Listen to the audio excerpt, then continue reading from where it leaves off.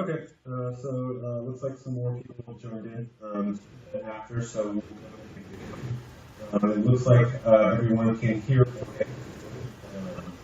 Everyone, my name again is YuJa.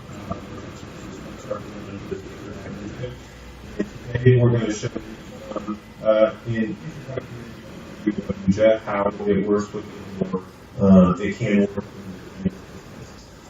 Some of you don't have access. Access YuJa outside of Canvas. So today we'll go into basic media management, capture, how to display and share the media that you create with your class. And obviously, if there's any questions, feel free to stop me at any time. I'll be happy to review anything, go over anything again, or make any clarifying points as we go through the presentation. If anyone can't hear or has trouble hearing through Join That Me, feel free to send any inquiries through the chat button as well. We are making a recording of this session, so if you need to leave early or if we know members that weren't able to make it, everything will be available for reference after today. So we'll go ahead and get started. We'll start out through my just sort of sandbox Canvas business. So YuJa is just an extension tool. I'd like everyone to think of it as that is going to be available within your Canvas courses, mine. So as an end user, will just go into my course within Canvas, like I customarily would. And what some of you may have noticed, if not, you may notice after today, is that there is this YuJa extension LTI link that's available to you from the list of modules. So to access YuJa and use the tools, all you would need to do is just click on it. There's not a second set of hoops to jump through, or it's not going to ask you for some additional login credentials. It's very seamless, it's very simple. It automatically provisions you into our tool by just a single click, like that. You see content in my playlist immediately. That's because we have been using this account for many demos. And everything that we've created to date populates here. For those of you that are brand new, maybe trying this out for the first time, you're probably going to be seeing a blank page. That's fine, that's normal. That just means you're new and your first time provisioning into the tool.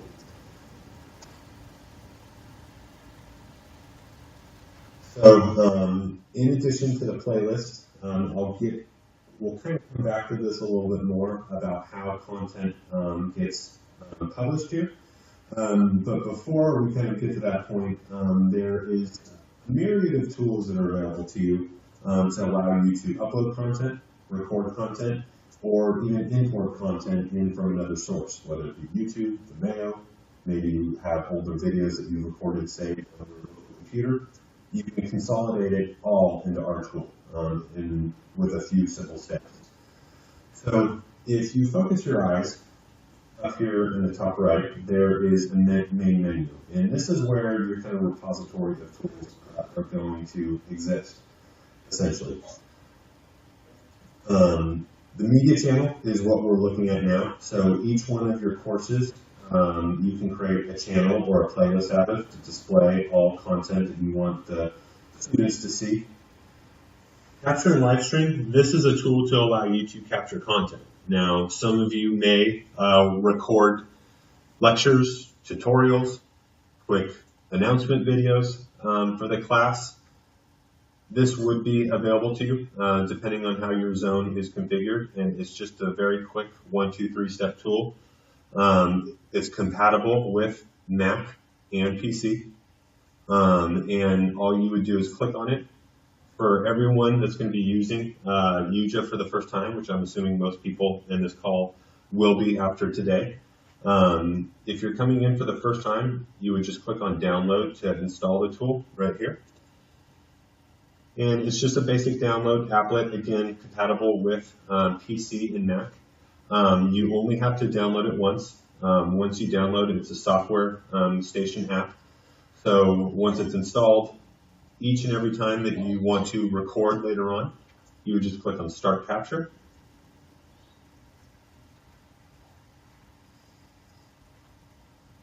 And then it opens up what is going to be this confidence monitor, which you're going to see in just a second here.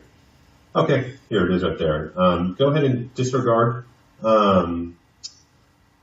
this logo right here. This is just for our test account. When you open this up, it's going to be branded with your institution's colors and logos, so it's going to be more commonplace and familiar to you. What you see in this confidence monitor is basically just a preview. We're not recording yet. Looks like there might have been a question for me in the chat. Yeah, so Ellen, your question is, I assume download is only for those creating content and not students who watch the content. That's correct. Within your zone, you can customize who has access to this tool and who doesn't. Okay. And kind of going back to this monitor right here. So this is where you can customize your recording how you want it and how it fits your presentation. So you'll see with me, mine is default to set up to take account of my personal capture, my talking head capture, as well as my desktop, as well as the mic on my laptop. Automatically, the software station is helpful because it's going to pick up whatever devices are plugged into your working machine. In my case, it's just my laptop camera, screen, and mic built in. If you have other sources like dock cams, or if you have a complex setup, as long as you plug it into your laptop, the software station will pick it up, and you can insert which sources you want right through here. And then you can also elect to turn certain items off or on. So in my case, let's say I just wanted to record my screen while I narrate. I can simply just turn off my video source, and that takes away my talking head. And vice versa. Some of you may just want to make an announcement video and you don't want to capture your screen. You can turn that off, turn your talking head on, and then pick that up however you want to. Let me actually flip back here. And then once you have everything kind of configured how you like it, you can name your presentation if you want now, or you can do it later.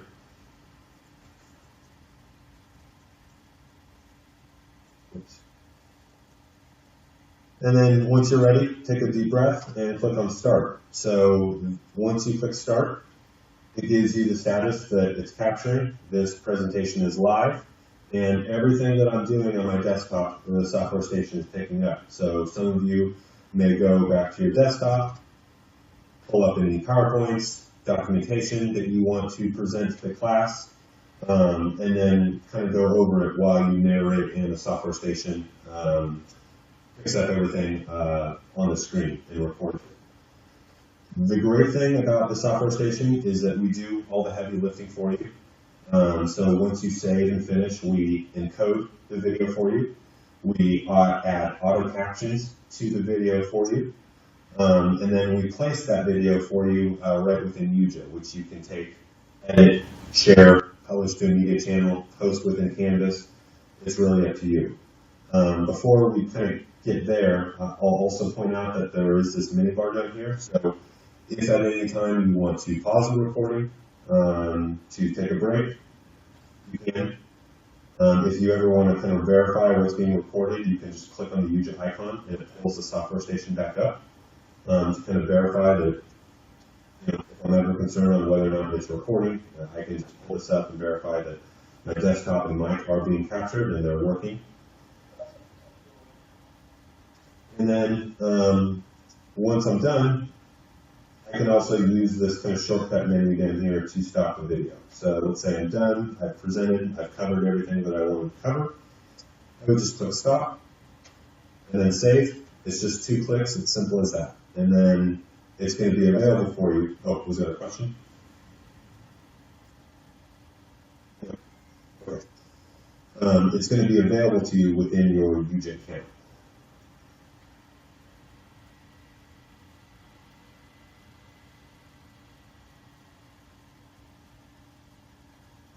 Are there any, the software station, it may seem like a lot of steps for people that see it for the first time. It gets pretty easy as you go through a couple test runs, but I'd like to take this point now to make sure, does anyone have any questions at all that I can address before we move on a little bit?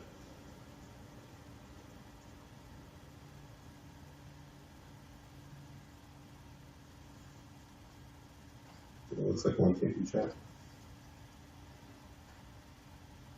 Yeah, so there was a question about who installs the software station, so it's device specific. So for any of you that want to record, what you can do is just the same process I did. Get to a computer that you want to record from, and then install it through the Capture and Live Stream suite. So it's just device specific. Okay, so we'll go ahead and move on to sort of the media management portion, which will cover A, where you retrieve recordings like the one I just made, where you can store your recordings, where you can upload new recordings. Maybe some of you have old content that you don't necessarily need to re-record, but maybe you want to put within YuJa and publish and share within YuJa or Canvas.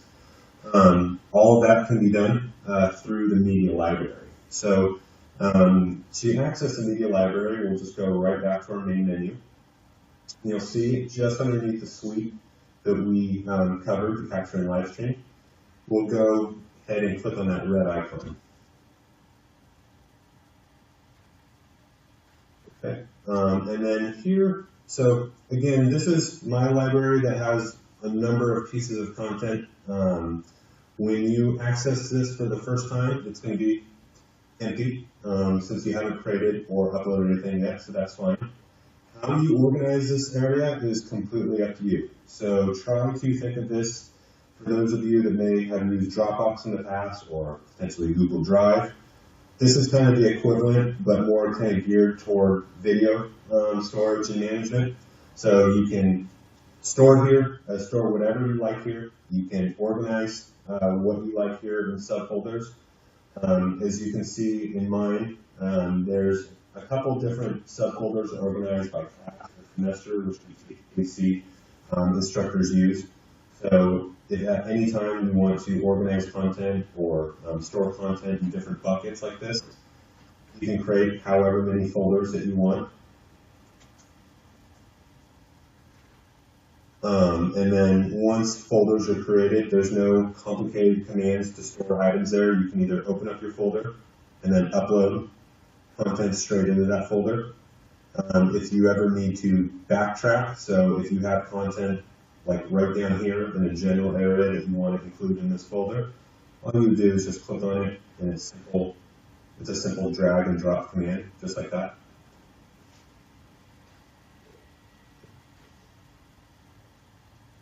Okay, Darlene, you said guides and tutorials. Yes, absolutely. So if everyone wants to, I'm going to chat back to everyone. Our help page that has video tutorials, and we have articles. I just sent it through the chat. I'll also point it out. It is available within your account, so if you ever need to find a how-to guide or even contact us to walk you through anything, you can do so. So you can see my kind of generic name right there. Each of you will have your own name under the My Account option. And if you just click on that, and then you click on Support, you can contact us, send us a message, or just click on the shortcut option to get to our support page where we have everything documented.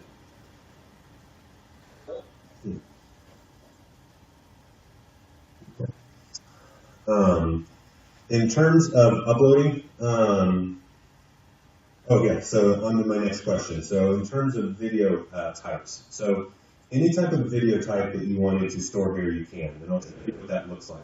So once I click on upload, if you look at my mouse right here, there is a myriad of options in terms of what type of files you want to include in YuJa. And in terms of straight video files, it can be a MOV file, it can be an MP4 file. We accept all types of video files. If you want to include audio files as well, we do accept MP3, so you can upload your MP3 files right in here. That same thing goes for documents, even though we don't see it as much. By all means, if you ever want to store documentation like syllabuses or class material in the forms of Word, PDF, or PowerPoint, you can upload it here. And then even videos from other sources. So some instructors like to use YouTube as a resource for instructional videos. Some of you may have your own YouTube channel where you're recording and uploading content that you use for class. By all means, if you want to consolidate that content within YuJa to share. Okay, does each account have a limit of space? So you haven't, Brian, your zone has an overall space. How do you decide to parse out who stores what and how much, like who stores how much? It's up to you. And everyone, I'll preface what I'm about to show. This is only accessible by admins like Brian or Jennifer. But Brian, for you, so if you go into your admin panel, there is a storage quota area, and you can set limits by account or even by role. So in this case, if you want everyone with an instructor level to only have, I shouldn't say only have, but 2,000 megabytes, you can set that or change it. If you don't want students to have any type of storage and they're only designed to come in and watch content but not store anything, you can make this 0 or hide this, completely hide the media library suite so they're not uploading anything. So kind of a long-winded answer, but it's up to you. Okay. All right. Oh, and then going back to the recording we just made. So everything that you record within YuJa from the YuJa software station, it's all going to be allocated to this area as well. And we have what it's called default collection, and that's essentially what it is. It's a default folder that's automatically going to store all of your recordings.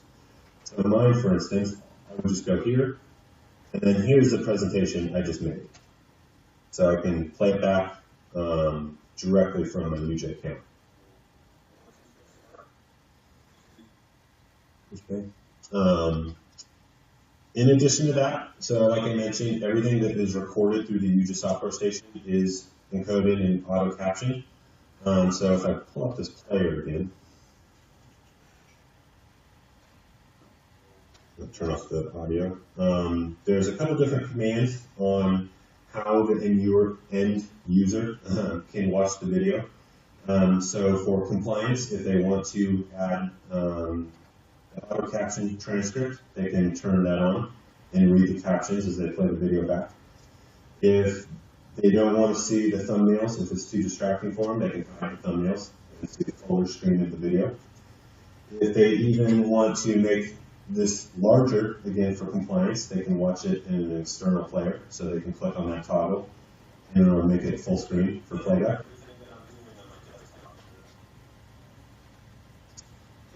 And then another helpful resource for students is that we allow them to take their own notes when watching a video. So if they click on the sidebar, we organize everything by keyword and by text on the screen by chapters.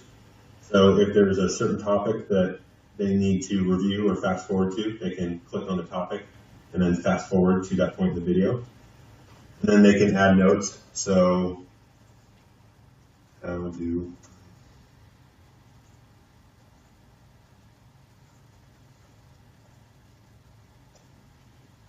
basically they can leave notes like that for themselves and then download it in a PDF version later on.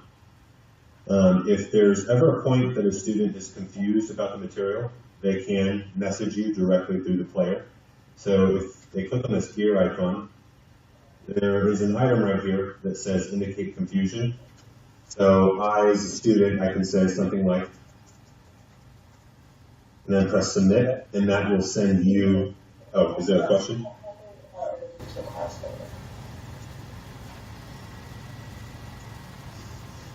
Oh, and then Darlene, you said what video type does it generate when you create a video in YuJa? That's correct, these are MP4 videos. So YuJa always makes an MP4 out of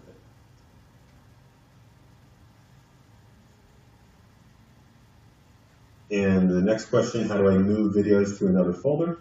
So good question. So let's say this one.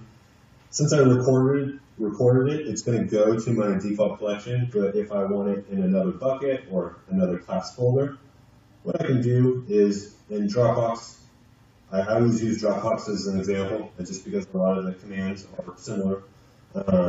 So in this case, I would just single click on the video. And then what I can do is you can see this More Actions button that populates up here. If I click on that, I would simply just click Move, and then find whichever folder I wanted to place it in, and that moves it. Yeah. So I'm sorry, I'm just getting caught up with some of the questions here. Okay, great. And several people have access to the same folder, so that can be done. It would be done in another library, though, not your personal library.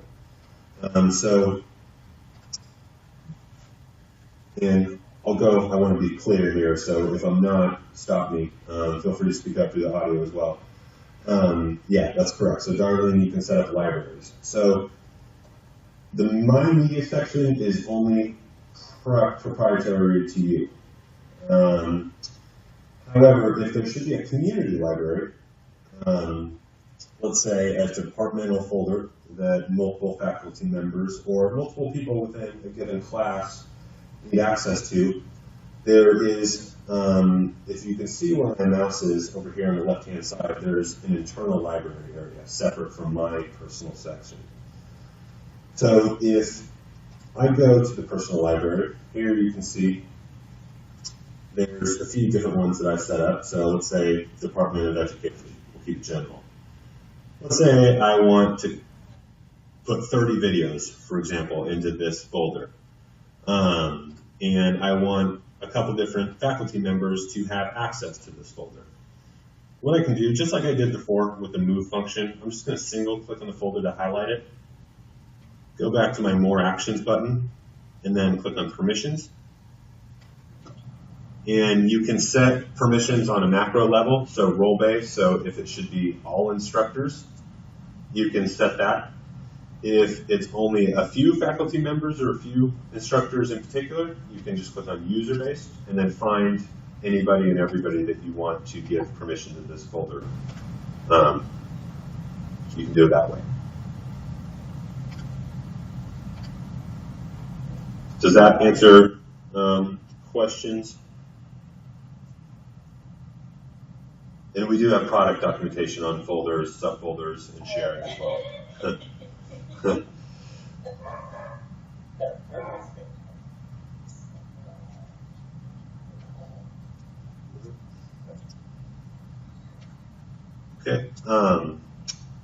In addition, so since we're here and we're looking at it, I will say as well, there are some more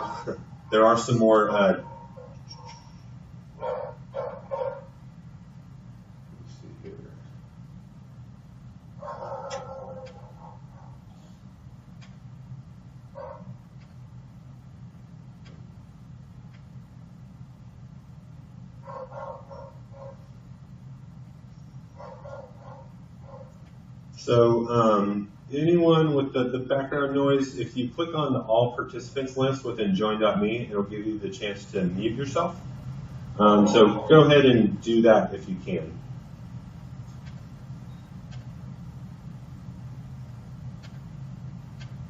Okay, so I'll show you some of the other items in terms of just media management. In addition to just moving items, sharing items, publishing items, which we haven't really got through, it's all accessible from your media library as well. So you may have seen this before.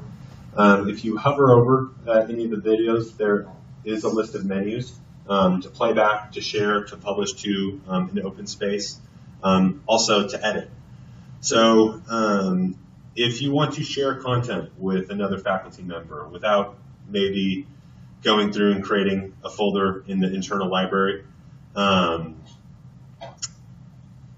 you can do so with other faculty members per video on an individual basis. So let's say this video that I created, I have another faculty member that I collaborate with or that I want to share this information with. I can just click on share right here and then find their name and then share it with them, and that will place a copy of the video in their media library as well.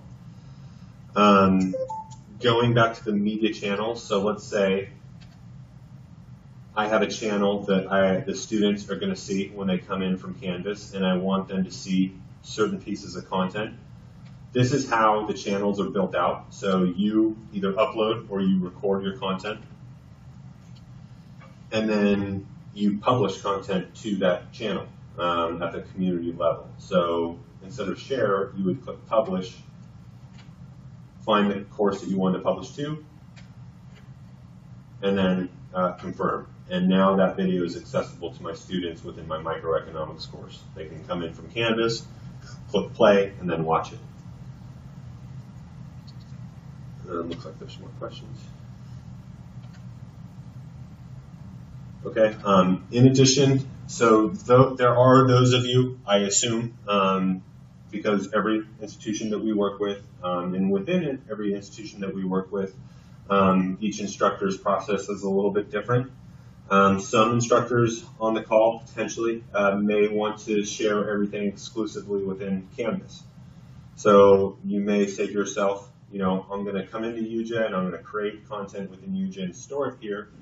But the content that I actually use for my class, I'm going to insert within a Canvas discussion, announcement, or maybe an assignment. That's okay. Our integration with Canvas is pretty deep, so it has some capability, more capabilities than most.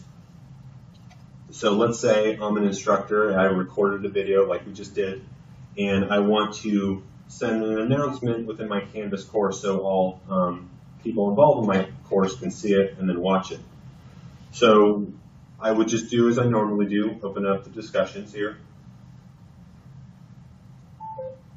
name my discussion, and then you'll notice this YuJa icon right here.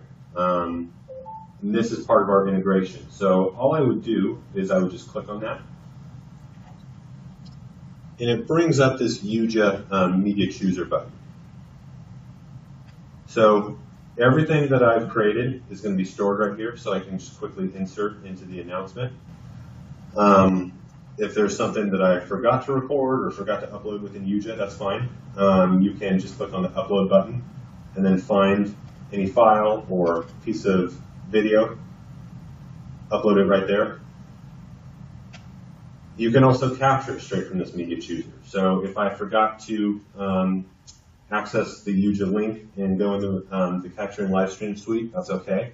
We do have a shortcut right there. You can just click on the camera and then it will pull up the software station again, just like we did before, and record to embed straight into the discussion. Looks like there was a question. How are YouTubes integrated? Does it link back to YouTube? It does. So it's an external link, for instance. So let me see if I can pull one in to give you the full example here.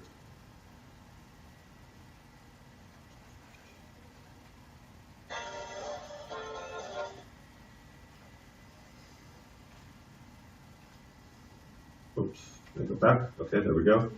You would just post in the link, add the media,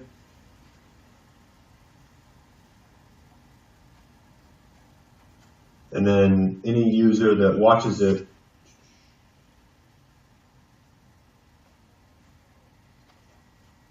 will open up the YouTube player. So just like that. So it's an external link by way of YuJa to YouTube. Comments.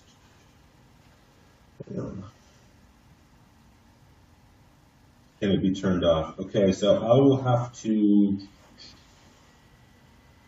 If you're prohibited from using YouTube and you want that option turned off, I'll have to speak with some folks on my team internally here to see if we can turn that off within your zone. I don't have an answer for that one at this moment.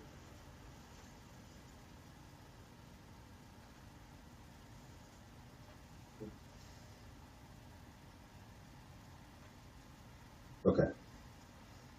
Yeah. Don't turn my, okay. So some are and some aren't. Yeah, I don't know what granular control I have in terms of turning off certain items within the chooser. Okay.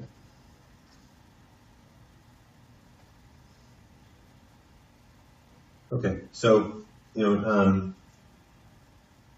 I will say as well that your menu is going to look a little bit different from mine. This is the general one that we use for demos.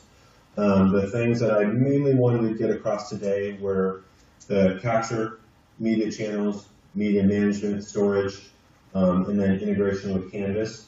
But we do have some time, so I would be happy to, if anyone has any questions, feel free to chat them or turn your audio on, unmute your audio and ask me, and I'd be happy to kind of elaborate either on some of the things that we've already went over or some of the things that we may not necessarily have gone over.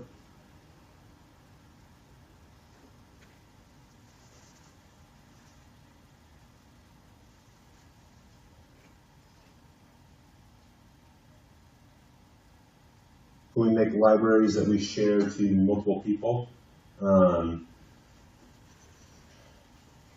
So I guess to better understand this use case, do you mean that you are going to be creating folders yourself and then sharing in the form of like a playlist to other individuals within your organization?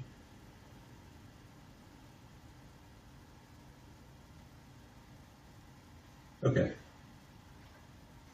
So that, yeah, so that would, my recommendation there would be to access the internal library. So if you go to your media library, there's the internal library over here on the left. And what you can do is you can say, my shared library. And you can parse out exactly who else you want to give access to this library. So what you would do is you would single click on your library folder, click on more actions, and then select the permission set. And again, you can share with users in particular. So if you click on user-based, you can find all the people that you want to share this folder with. So you have access to it, Blake has access to it, and the other person I shared it with has access to it. It's not accessible to anyone else within my organization. Correct, yeah. In terms of user collections, this is an admin command, so I'm within an administrator account.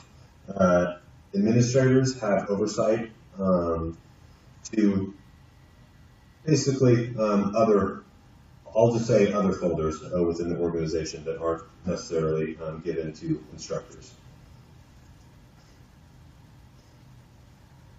Yeah, so Brian has a Wizard of Oz control, yeah.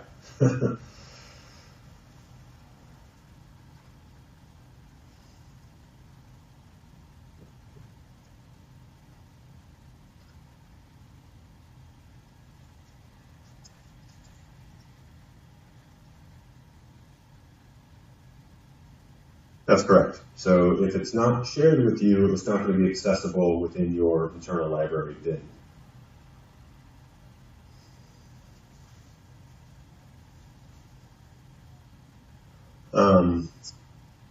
In addition to some of the other media management controls, so, oh, there's another question about the library, go ahead.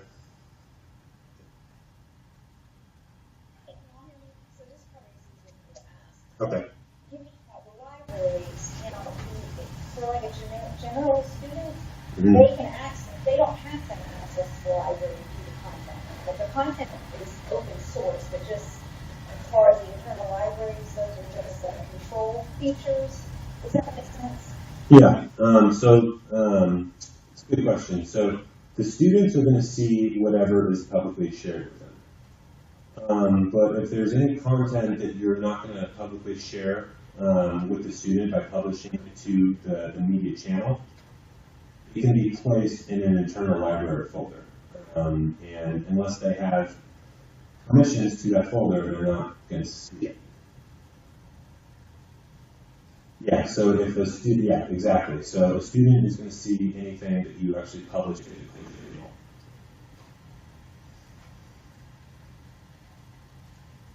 Does that answer your question? So is there a general, like, embed code? Like, let's Yeah. say, typically what we do when we stream videos is we usually have a standard embed code. We Okay. don't have to pull information. Okay. I have seen that before with different streaming sources, but the problem is not every one of our students will have an account. Okay. Or it'll probably be, and then we'll have maybe, hundreds of accounts. So, like, they use these libraries, which sound like it's an organization. Mm-hmm. Maybe shutting off access to the students maybe do like to a login page and once they have access to the library. Does that make sense? Yeah. So let me see. So when you say direct embed codes or links, is that a direct embed code for a particular video or for a folder in general? For a video itself. Oh, for video itself. Okay, yeah. So if you can still see my screen, so each piece of content that's uploaded or recorded will have its own direct link and embed code. So if you hover over the thumbnail like I'm doing now and click on details, similar to the way YouTube does it, it gives you like a video manager console. And what you can do is, in addition to downloading it, editing the video, checking the accessibility transcripts, you can also just click on links and it gives you the direct link to the video or the embed code if you want to embed this somewhere else, like on another public facing that the student would see.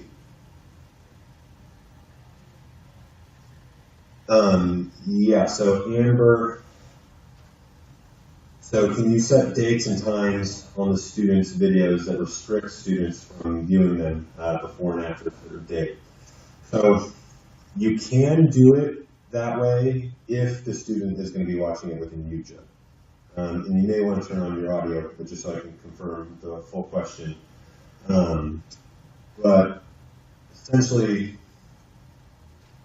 if in our perfect world, a student is coming into YuJa and they're going to watch the video within the YuJa media channel, if you only want to set the video available for a certain time frame, you can.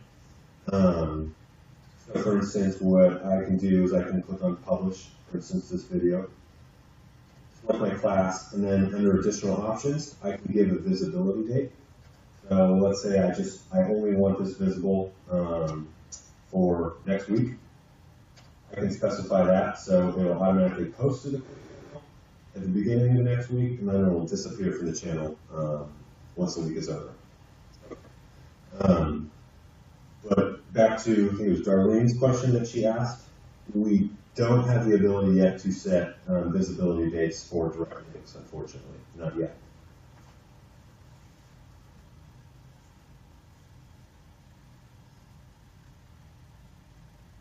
I'm sorry if I moved on too fast, Darlene, but yeah, exactly.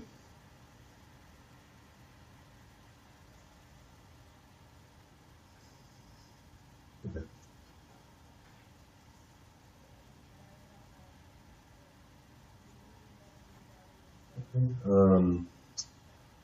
Any other questions in terms of, just video management?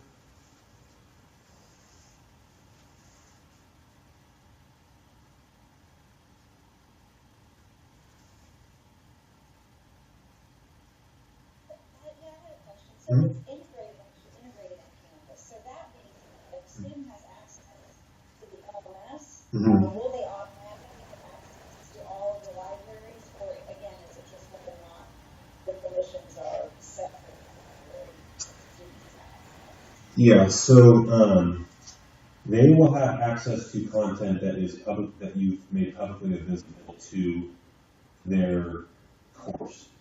So, trying to put this in the best words I can. So so the YuJa link within Canvas is not a link that's going to give them access to YuJa. It's on a per course basis. So if I'm a student and I'm only enrolled in this microeconomics course, I'm going to only have access to content that's publicly that I have permission to view within the media channel for the course. This is an administrator account, so I can go in and see the course, but the student isn't going to have this access. And, we use course masters to that copy when a course master is copied. So are you referring to in Canvas, one semester ends, a new one begins, and then you want to copy content from the old semester to the new one? Well, we actually have the course master for all 150, 160 courses in our calendar. Okay. So that master basically is duplicated every time a new semester or new year starts. Right. And Okay. that's the way those copies happen. So everything that we set up Mhm. for course master has to be content of the course. I got you. So I guess one thing with the integration, we integrate it in our computer, and then we make sections for those students of those 15 sections that we make when they have that respective access, because that Right. is always master. Yeah, so actually, yeah, this was brought up during our initial kickoff call with Brian and the other administrators. So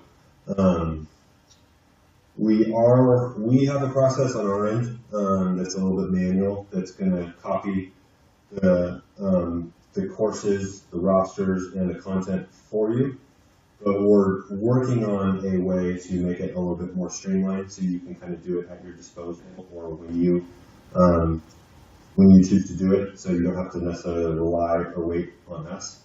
But for right now, what I'll tell you is that our staff is basically configuring that for you.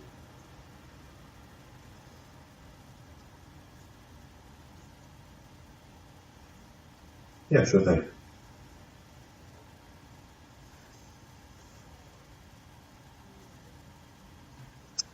Any other questions at all? Okay, so Melissa, your question was, you might have covered this previously, but what about tracking? Okay, so are you talking about like tracking who's watched what, or how many views a certain video has, kind of that type of tracking? Okay. So yeah, actually didn't cover it. So within your menu of tools, as well, there is a usage and analytics suite right here.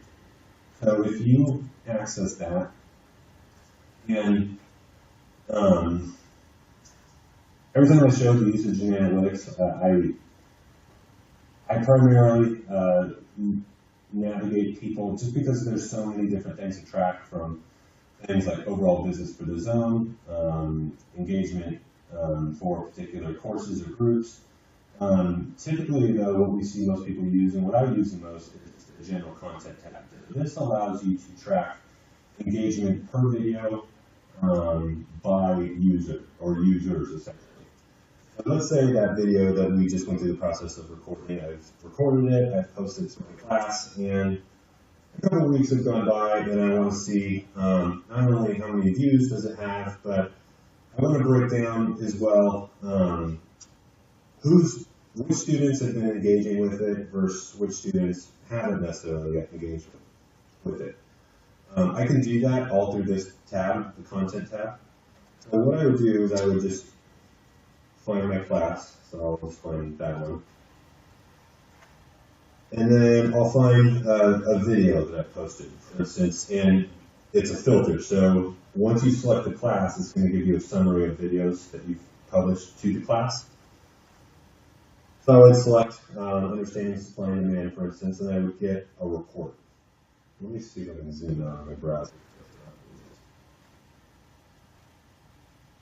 Oh, well, not much better.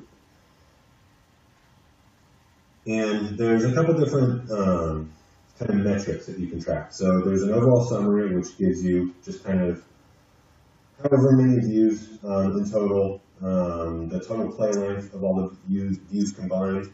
One thing that I like to track a lot and that I like to point out is the hotspots. So the hotspots, our system tracks what points of the video that students may be confused on, and that what that means is that we highlight points in the videos that are commonly paused, rewound, and then rewatched. So for this one, we've done a lot of demos, as you can see. We watched this video a lot. But in a real world scenario, you might see the 30-second mark of a video. It's been paused and rewound 8 times. What we do is we take account of that, we give you a snapshot of what's being captured in the video, which might highlight a certain topic, and then a caption transcript. So it could be, in a sense, math. Like if it's a math video and then students get to the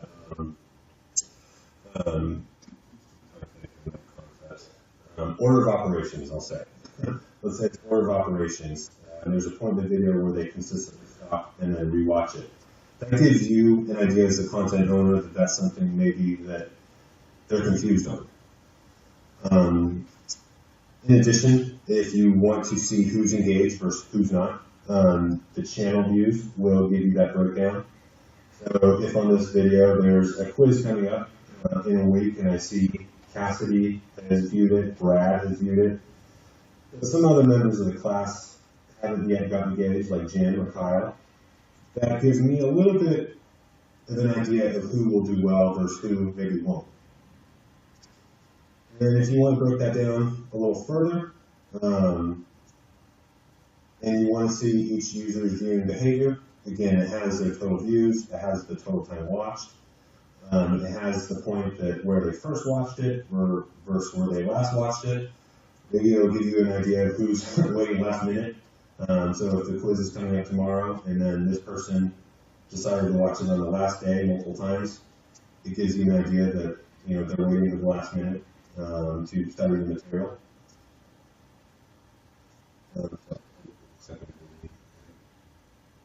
Okay. Questions? And then we're getting pretty granular, so I mean, if this may be useful to you guys, it may not, but if you want to see each session per viewer, so again, going back to my, those last minute sessions, if you see someone has viewed it 30 times but doesn't necessarily do well the quiz, this gives a breakdown of the date and the timestamp of each time they viewed it. So Mary Thompson, for instance, she's viewed it over the course of a week. However, you might see someone that has a lot of views total, but it might be at the very last minute. It just lets you kind of engage and then track where they're viewing it. And then we also give you a breakdown of how they viewed it. So for those of you that will be using YuJa to post playlists versus posting content within Canvas, this gives you a breakdown of whether or not it was viewed from a direct link within YuJa, within code, and so forth. We give you all that breakdown.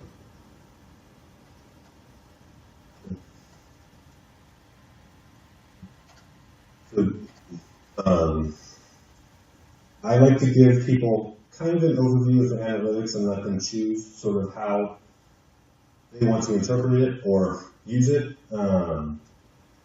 Because if I give you everything all at once, it tends to go over people's heads. But did I sort of cover the bases of what most of you would use for your use cases or for your personal kind of tracking efforts?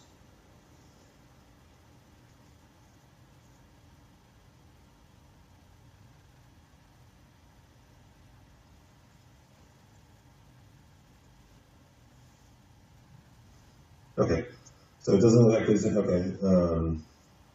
Hopefully it didn't go. Hopefully that didn't go over everyone's heads. Okay, can you briefly show the collaborative tool?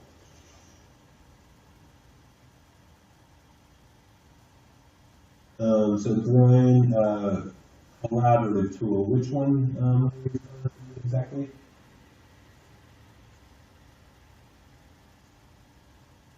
Oh, okay, I gotcha. So,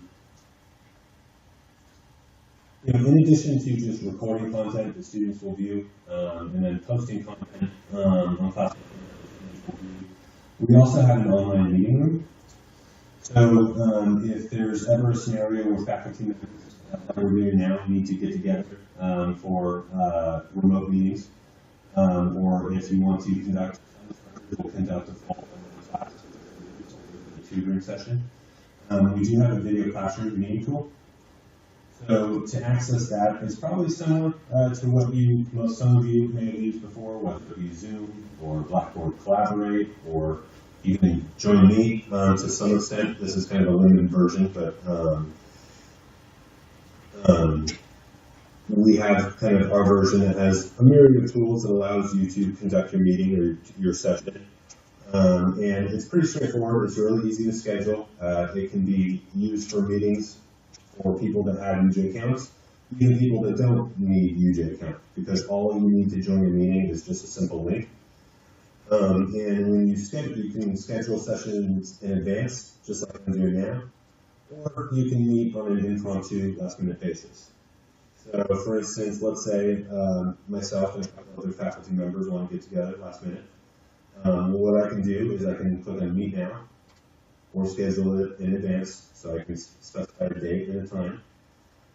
And then I would send invites to everyone that I wanted to attend. Now, it can be someone with a YuJa account, so if you type in their name, it'll populate just like this, so everyone on your roster. If they don't have a YuJa account, though, that's okay. You can just do a simple email input, just like that, and then initiate the meeting. And then they're going to get an email, essentially, with this link. All they would have to do is just click on it, and they are entered into the room. So they don't need to register for a YuJa account. We're not going to make them enter their social security number or anything. It's very simple. Once you start the meeting by clicking on Enter, here's what the interface looks like. So kind of similar to the software station, there is a confidence manager for those of you that want to share video and audio. So we automatically pick up the mic and the camera from the laptop or the working device, just like you see here. You can see that's my image that I would display if I turned on my video. And then I can confirm right here that the mic is working. If you ever want to change the quality of this, you can. So if it comes out a little bit grainy, you can change the quality just like that.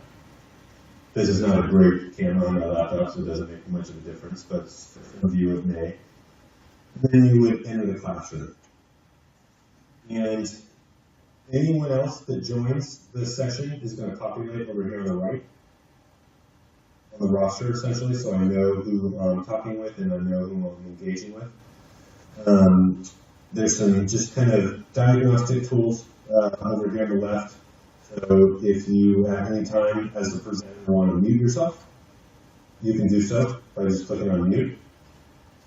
We don't turn the video off by default because we've noticed a lot of people don't want it, but if you want to display your video so people can see you talking while listening to your audio, you can turn it on, just like I'm doing now. All meetings are recorded by default. So in the case that it's like a class and some users aren't able to make the class, we automatically encode the recording for you so you can share it with them later, straight to the media library, just like we did before. If there's a scenario, though, where you don't want it recorded, maybe it's a private meeting, you can just flip that off, and it won't record. And then, again, kind of similar to the software station, confidence monitor, like we went over before. You can elect to share your screen, so if there's a PowerPoint document on your desktop and you want to initiate a screen share so people can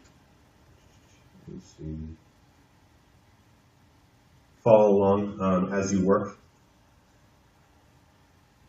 Amber, the question, yes, they do post your personal space. So if you conduct a meeting, it's only in your media library until you decide to share it later on. So that's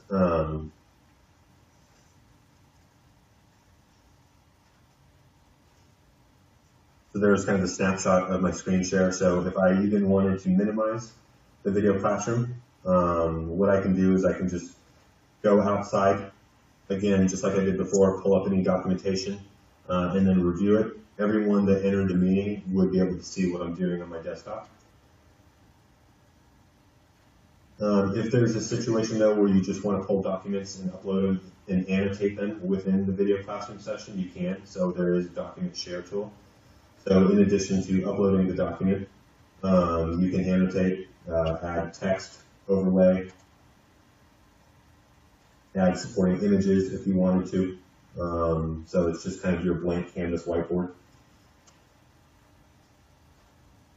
And then if you just wanted to, if there's any math or English teachers, yes, this saves as an MP4, really. Creates an archive.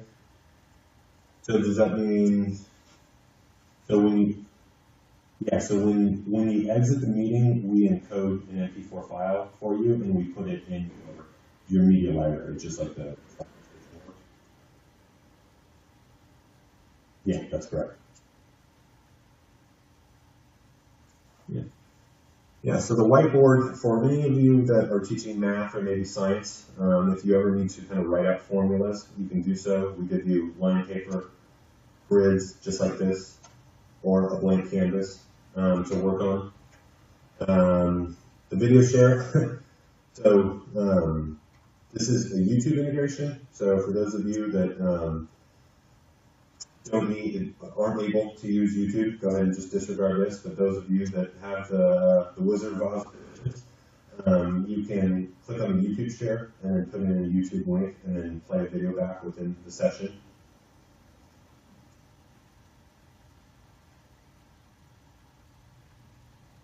And then the chat tool, which I think I saw Brian bring up earlier. So probably not the best example now since I'm the only one in the room, but if anyone wants to communicate or provide announcements or ask questions, like you guys are doing if you join me, we have the same capability, so you can ask questions back and forth through the team chat. And then if there's anyone, if you conduct a meeting and then there's a member, a student or a member of your staff that didn't make it or said they don't have the email, whatever the case may be, what you can do is click on the Add Participants list and then copy the link and then send it to them. All they have to do is click on it and then join back in. And it looks like I'm a little behind on chats. Let me see if I have any questions for me.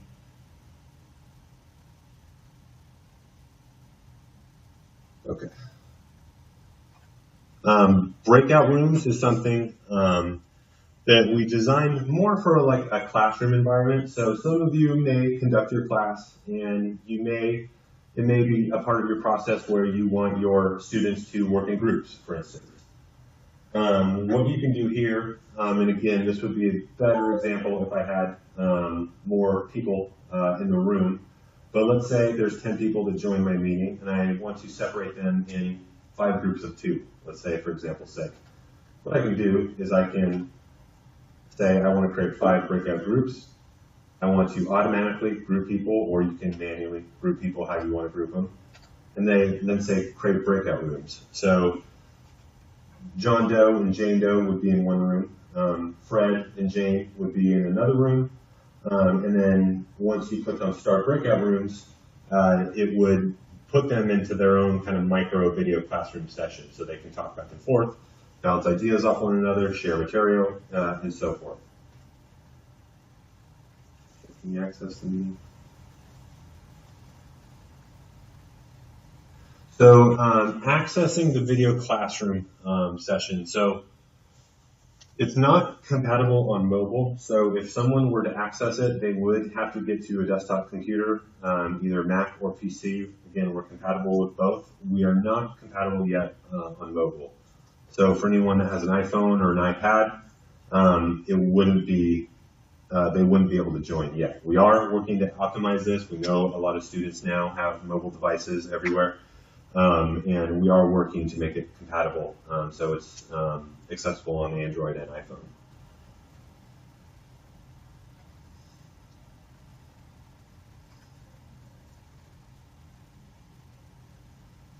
yeah, yeah, we are working on it. And we understand that the video classroom is a necessary use case for your organization, so we definitely will be proactive in sending new updates in terms of optimizations of the video classroom so people can access it, well, eventually access it on mobile.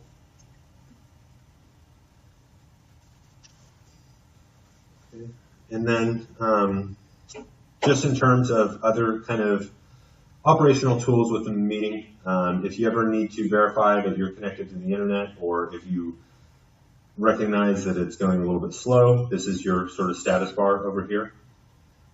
If you ever want to change any settings, so if you want to make sure that people can hear you, that you're speaking, that your mic is registering your voice, you can click on the gear icon and then just kind of verify. Same with the video settings. So if you're sharing video, and someone says that it's grainy, they can't really see you, you can always come in here and then change the quality.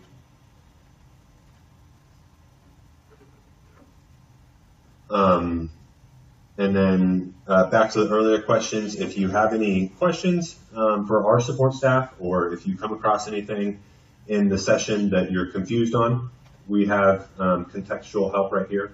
So if you just click on the support page, again, we have product documents. Most likely, if it's a live meeting, you won't have time to read through a product doc though, so you can always click on contact, and it has our phone number and email address, so you can get in touch with us. And then lastly, exiting a meeting. So we've optimized the exit tool to kind of work with two different scenarios. So there is an end meeting option that allows you to just stop the meeting, kick everybody out, and then start the recording of the MP4 file. In that case, once you click on exit, you would just click on end meeting, and that kicks everybody out. It ends the session completely. However, if there's a scenario, most commonly that we see, like a faculty meeting, maybe you just need to leave, but you want to leave everyone else in the session to continue the conversation, you can just click on leave, and that remains the session active. You can even come back into it later on if you need to leave last minute and then come back. But if you just want to end and have a clean ending to start the process of the recording and kick everybody out, you would just click on end. It stops the session. It's no longer live. And then just like we did with the software station, if you ever want to retrieve it later on, you would just go back to your media library. And then, so all recordings are in the default collection folder, and then all recorded classrooms and meetings are in the classroom recordings folder right here. So as you can see, mine's currently encoding.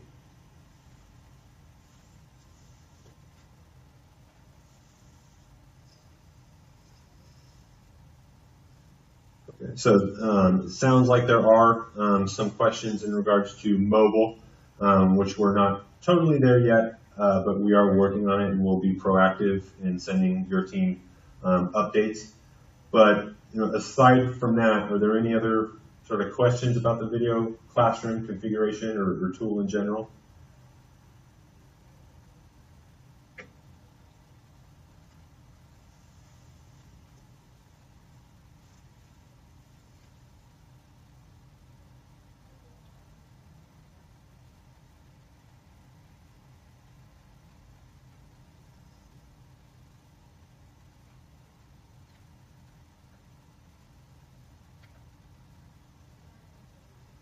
Great, yeah. So I'm glad you guys are excited. If you access YuJa and you have questions, by all means, let us know. There inevitably are going to be some. It is a big system. There are a lot of features to use. So definitely use our support staff. Brian, if you haven't shared my information with this team yet, feel free to do so. Everyone can reach out to me anytime you want. Send me an email. Sometimes we do regular trainings like this, so if you try to give me a call and it goes to voicemail, rest assured I will do my best to call you back within the day. And I will say that email is probably the best way to get a hold of me. But Yeah. If you can't for any reason, go ahead and go to our support page, which I'll chat again, help.yuja.com. Feel free to bookmark that if you want. We do have a dedicated staff aside from me that is here certainly to help you all out with whatever you need.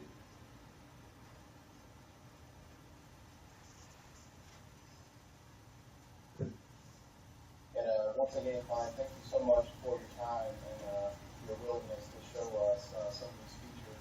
Yeah. I truly think this product, speaking from my side, covers basically what we have now, but I also see the potential for the additional to add additional services to our users. So we really appreciate it. And I have no questions from my side. Does anyone else have any questions? Okay. All right. Well, I think it's good on our end, so we really appreciate it. And thank you. Yeah, my pleasure. Thank you all for attending. Thanks for the flexibility. I'm sorry for all the updated email invites, but I'm glad you were able to attend. And then again, I am recording this session for anyone that needs it for reference. I'll be sending it over to you, Brian. Thanks, everybody. Have a good rest of your day.